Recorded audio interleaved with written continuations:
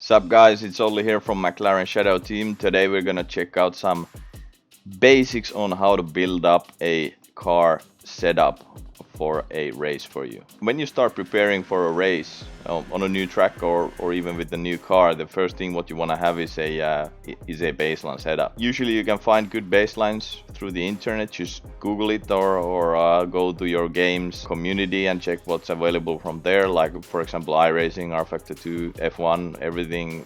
Everywhere is a lot of baseline setup, so the community loves to share. I usually that's what I do usually when I just want to have fun and do a quick setup work. I get some of my friends setups and work from there on. So that's a good way to start off with and get a baseline. Or if you don't get a baseline from anywhere, then you need to start working on it on your own. So you open up your setup sheet, and what you want to have is a bit of an understeery car to start off with. So you don't want to have an oversteery car when you go out on a track for your first time, right? Just because when you oversteer you can't really manage the car, and then just like you don't learn the track. With the understeer you just brake earlier and you manage to go corners quite smoothly. For the understeery baseline setup, what you want to have is a downforce which accumulates or creates understeer. So what it means is that you want to have less downforce on the front and more downforce on the rear. So basically you can do this with wings or more rake, lift the front height, ride height, stuff like that. Then the second thing what you want to have is a suspensions adjusted properly. And if it's a slow speed track, then you most likely have like a mid to low range on front suspension, springs, ARBs, damping obviously, and then stiffer on the rear. And if you're on a high speed track, then you want to have like a stiffer front suspension and a loose on the rear, just to make it work.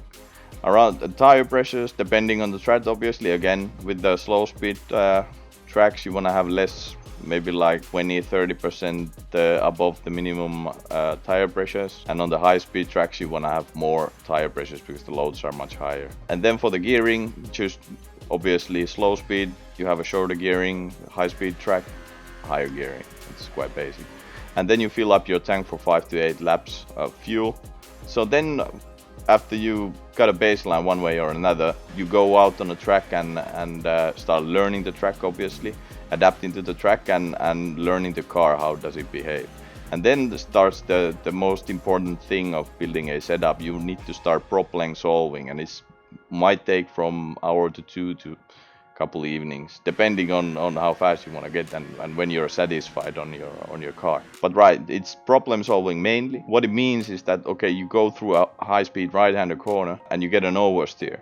So the first thing is that you need to detect that okay, I have an issue here. Then the next thing is that okay, you go back to the pits and then you start thinking how I'm gonna solve this. So that's the main thing when building a setup is you need to detect what's wrong and how can I fix it.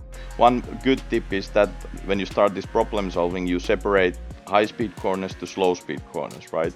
Because on the high speeds it's mainly aerodynamics. Well, obviously the aerodynamics are the most important thing for the high speed corners, and then on the slow speeds you're mainly playing on mechanical grip, which means that you're playing on with the suspension, more tire pressures, whatnot.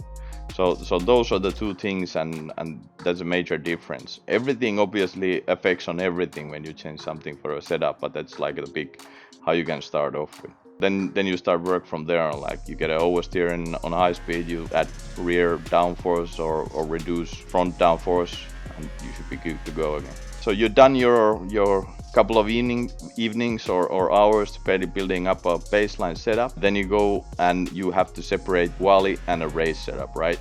So on the quali setup, you want to have more grip, obviously, and you can have, because it's about one lap or a couple laps of hot lap, you can put more load on the tires. So you want to make sure that you use all the grip available for the fastest lap what you can do, right? So you start lowering the tire temps.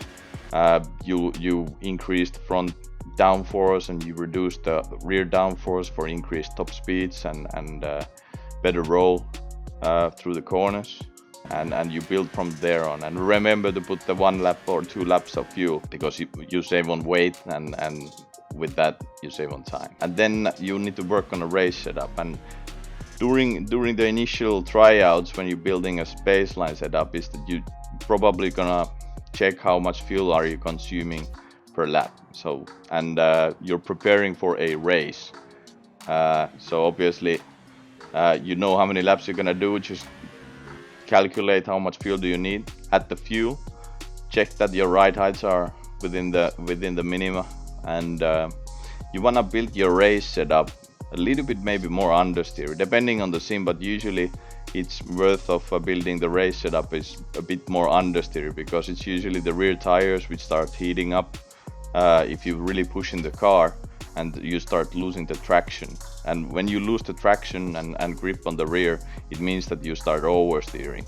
So the better way is to build the race setup a bit more understeering, so your car doesn't make any sudden movements, and over the course of the race, when your tires degrade, you will still have the smoothness, and actually you will get a better turn-ins, rather than if you build an oversteer race setup, then after halfway of the race you're gonna struggle. So that's the way I do it. Hope you liked it. See you guys on track. Olli dropping some knowledge bombs on us there, much appreciated. So, what did you think? Let us know if you put these tips into action in your sim of choice, and if so, what did it do to your lap times? And please, let us know if you want to see more guides like this. Remember to subscribe to the channel and turn on notifications so you never miss a vid, and giving this vid a thumbs up really does help us out. We'll catch you next time.